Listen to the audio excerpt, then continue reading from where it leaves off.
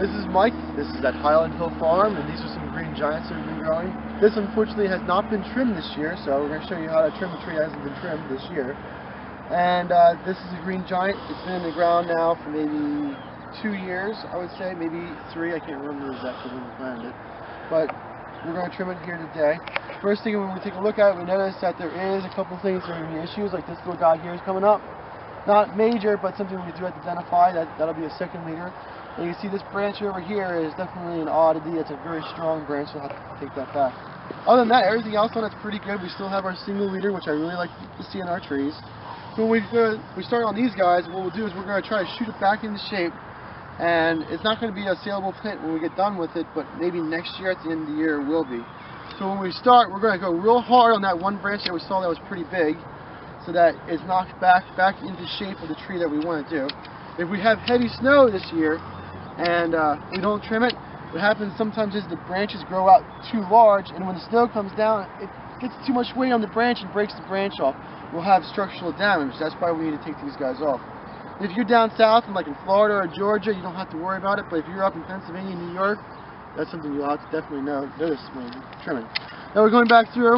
We're going to knock this guy down a little hard, because that's a second leader coming up, and I really do not like them, so we hit them a little bit harder.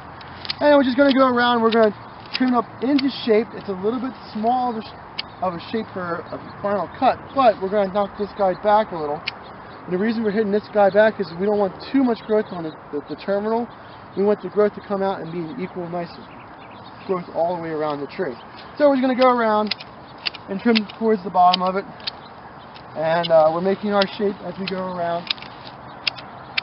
I know it looks like we're cutting off a lot, but what we're doing is we're making the shape, and we're going to have the tree into a nice form.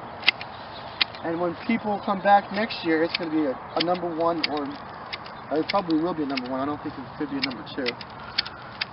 So we have our tree. It has been trimmed on each one of these. It'll make it thicker and fuller all the way around. We do have a fairly good shape to it, which is what I like to see. And next year, when we come back out, all these little growths in through here are going to come out. It's going to be real nice, thick, and full. And it should be a fairly good-looking green giant arborvitae. Now you can see the one right next to it. This is what happens when you don't trim the terminal, and you get these 3-4 foot of growth in 1 year. It's just with a lot of growth in one direction, but it's not real wide. It's not that like 5 feet to 3 foot dimensions that people like to see in spruce trees. So it's a little bit thinner than we like. So we're going to go through and we're going to trim a little bit more of the top, so that it's not going to be so thin as far as at the top. We're going to make it so that it's a little bit thicker of a plant. And we're going to go through and trim these side branches off a little bit. What this is going to do is it's going to encourage all this interior and through here to come out, and it'll be a thicker, fuller plant in towards the center of the tree.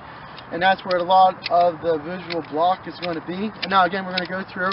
We're going to try to make our angle to the best of our ability. This one here, since it wasn't trimmed too much, our angle is not going to be as apparent as maybe as that one will be. But what we're trying to do is we're trying to shape it into the shape that we're imagining that we want the tree to be at the final look.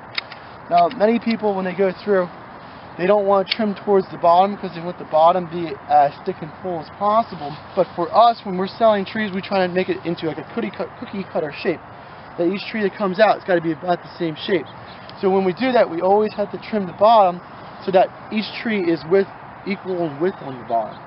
So like that's just the reasoning for us. If you don't want to trim the bottom, you don't have to trim the bottom. But I do, because I like to try to get as uniform of a plant as possible.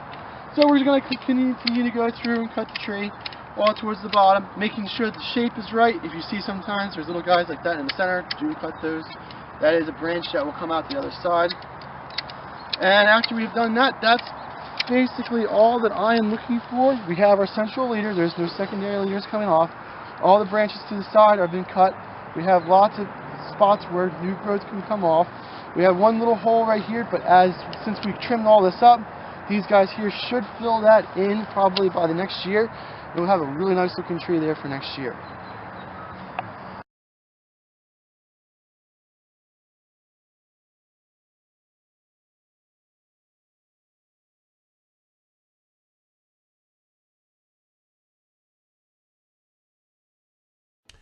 Give us a call at Highland Hill Farm for your trees and shrubs.